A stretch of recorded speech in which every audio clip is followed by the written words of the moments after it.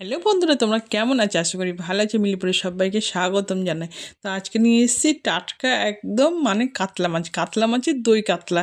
দেখতেই পাচ্ছ, দেখতে দুর্দান্ত হয়েছে, খেতেও দুর্দান্ত হচ্ছে, জাস্ট ফাটাফাটি। বন্ধুরা, তো দই কাতলাটা আমি কী করে করলাম সেটা তোমাদের সঙ্গে শেয়ার করে দেখতে থাকো। তার জন্য কাতলা মাছ নিয়ে নিয়েছি। কাতলা মাছটা লবণ হলুদ মাখিয়ে সুন্দর করে মাখিয়ে রেখেছি আগে থাকতে। দিয়ে কড়াইতে তেল দিয়েছি, তেলটা গরম হওয়ার পরে তেল দিলাম, তেলের মধ্যে একটু লবণ দিলাম যেন মাছটা না লেগে যায়। দিয়ে মাছটা এক এক করে দিয়ে দিলাম, কাতলা মাছটা দিয়ে দিলাম।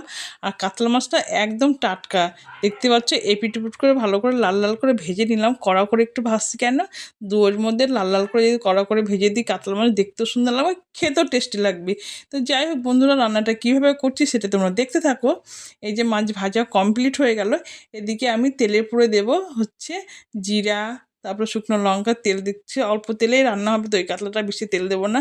জিরা, শুকনো লঙ্কা, জয়িত্রী, তেজপাতা আর হচ্ছে দারচিনি, এলাচ দিয়ে ভালো করে বেশ গরম হয়ে গেলো, দিয়ে সেন্ট বেরাচ্ছিলো, তখনই আমি পেঁয়াজটা দিয়ে দিলাম। পেঁয়াজটা বেশ বাদামি কালার ভাজা ভাজা হয়ে যাবে, তখন আমি দিয়ে দেবো হচ্ছে পেঁয়াজ বাটা। এগুলো একদম বাটা মশলা, শিলপাটায় মশলাটা বেটেছি একদম। দেখতে হচ্ছে দিয়ে হচ্ছে রসুন বাটা, তারপর হচ্ছে আদা বাটা, জিরে বাটা, সব শিলপাটা বেটে আজকে রান্না দিয়ে দিলাম। দিয়ে কষবো ভালো করে, দিয়ে একটু ধোয়া জলটা দিলাম, দিয়ে একটা হালকা হলুদ দিলাম যেন কালারটা সুন্দর আসে, দিয়ে লঙ্কা গুঁড়ো দিয়ে দিলাম। দিয়ে ভালো করে কষে কষে রান্না করছি।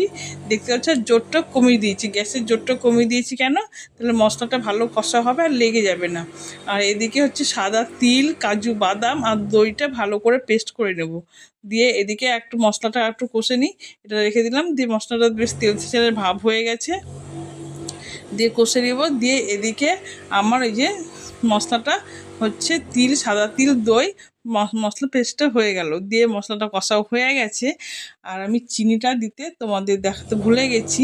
যাই হোক, চিনি তো অবশ্যই দেবে, কেন টক দই দিয়েছি, চিনিটা না দিলে বেশ অ্যাডজাস্ট হবে না, খেতে ভালো লাগবে না। চিনিটা অবশ্যই দেবে, তাহলে গ্রেভিটা মিষ্টি মিষ্টি হবে। দিয়ে দিলাম বাদামি কালার ভাজা হয়ে গেল, দিয়ে দিলাম একটু জল।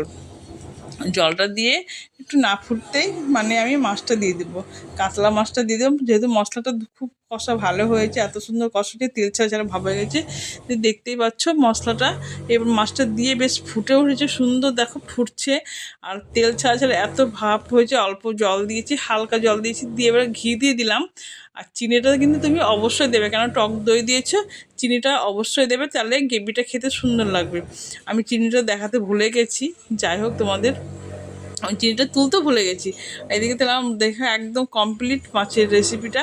এই যে একদম ফুটে গেছে, একদম গেবি গেবি ভাব, একটু মাখো মাখো ভাব না হলে ভালো না, জাস্ট জমে না। একটু মাখো মাখো ভাত, গরম গরম ভাত দিয়ে মাখো মাখো দই কাতলা দিয়ে ভাতটা খাবো, জাস্ট জমে যাবে বন্ধুরা। দেখতেই পাচ্ছ খুবই সুন্দর হয়েছে। তো আমার রেসিপি তোমাদের কেমন লাগলো অবশ্যই কমেন্টে জানাবে। ভালো লাগলে লাইক, শেয়ার, কমেন্ট করবে। আর নতুন বন্ধু হয়ে থাকলে আমার চ্যানেলটা অবশ্যই সাবস্ক্রাইব করবে। তো বন্ধু, তোমার ভালো থাকে, সুস্থ থাকো, আমিও থাকি। টাটা বন্ধুরা।